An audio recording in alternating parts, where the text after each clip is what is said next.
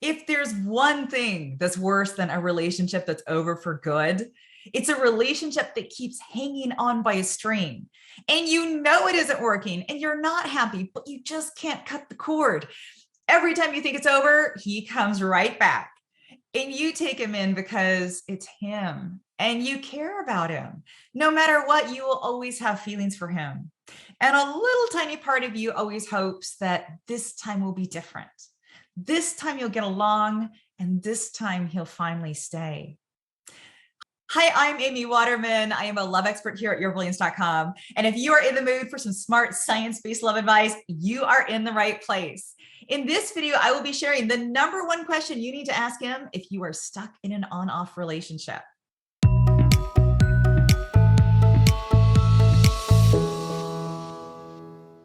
On-off relationships are just the way of things these days. Guys don't want to break it off with you completely because that means they can't pop back into your life and sleep with you again. Now, maybe that's a cynic in me, right? But one thing is for certain, we are losing the taste for those hard conversations. It's just too hard to break up with somebody. It's so much easier just to stop contacting them.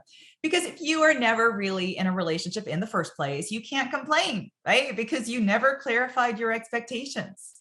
And for a lot of guys, this situation works for them. They never have to ask a girl to be their girlfriend. They can just sleep with her and hang out with her and exchange tons of texts with her and then disappear for a few weeks because, hey, they're just friends. They don't owe each other anything. Now, young women have been taught that this is the best they can expect from guys because if they bring up that word commitment, guys will run a mile. And no self-respecting woman wants to be seen as desperate or clingy. We just want to be cool and casual and not let those guys get to us. And so we end up with guys who pop into our lives and pop straight back out again. And we keep our mouths shut because we don't feel like we have the right to ask for more.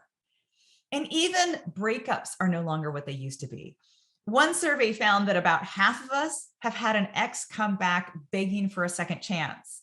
And another half of us would be open to giving him another shot. But maybe trying again with an ex is foolish, right? Some people say that you should never get back together with an ex because you broke up with each other for a reason. Regardless of whether you should or shouldn't, a lot of people do get back together and some even end up married. Nearly a quarter of married couples broke up with each other at least once before getting married.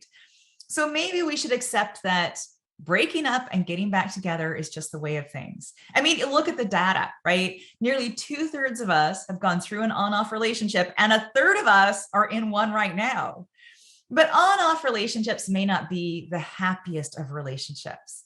Couples who've broken up and got back together again are more uncertain about their relationship's future, and they're less satisfied than couples who haven't. And that makes sense, right? How can you trust him this time? Because you remember what happened. Getting back together hasn't changed the fact that you still have the same issues and you're still fundamentally the same people. Why is it going to work out now when it didn't work out before?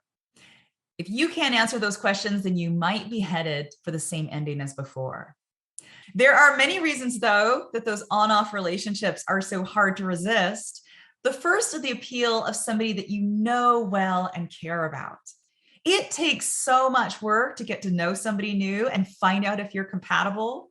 So your ex, regardless of his faults, is at least a known quantity.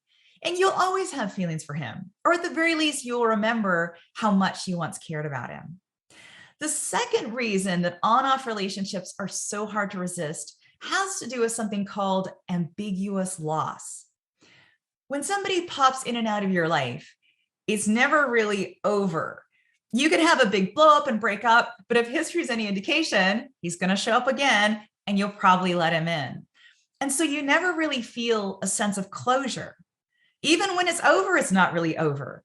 So when it comes to him, you are always stuck in limbo. And this is a really, really painful place to be. Ambiguous loss is the most stressful kind of loss, according to the family therapist who coined the term Pauline Boss. Now, she originally coined that term to describe the loss of somebody who disappears on you and may or may not return, like being ghosted. And it can also describe the loss of somebody who's with you physically, but absent psychologically, like a loved one with dementia or mental illness. But the key trait of ambiguous loss is a lack of finality or closure.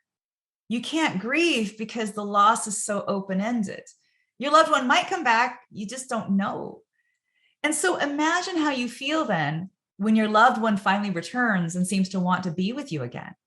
It's such a relief. All that stress of not knowing goes away and you're finally back on solid footing. But of course, nothing's changed. He's still the same guy. The reasons you split up are still there. What you're reacting to is the fact that the ambiguity is gone. That's what's giving you that feeling of relief. And it makes the relationship seem better than it really is. So here's what I suggest. Ambiguity messes with your head. It stresses you out. And it denies you the closure you need to grieve the past and prepare your heart for someone new. So don't let ambiguity take root in your relationship. You can come right out and say, I really enjoy being with you, but hey, I'd like to know, what's your ideal situation? And if he asks, what do you mean? You mean with us? You can say, sure. Or, with your love life in general, what would perfect look like to you? And then you listen to what he says. And when he finishes, you say, tell me more about what that's like. So you get as many details as you can. And then when he's done, you ask, is there anything you could imagine that would be even better than that? And he tells you, and then you sit with that and you imagine it and you feel it in your gut and you ask yourself, what does his vision tell me about him?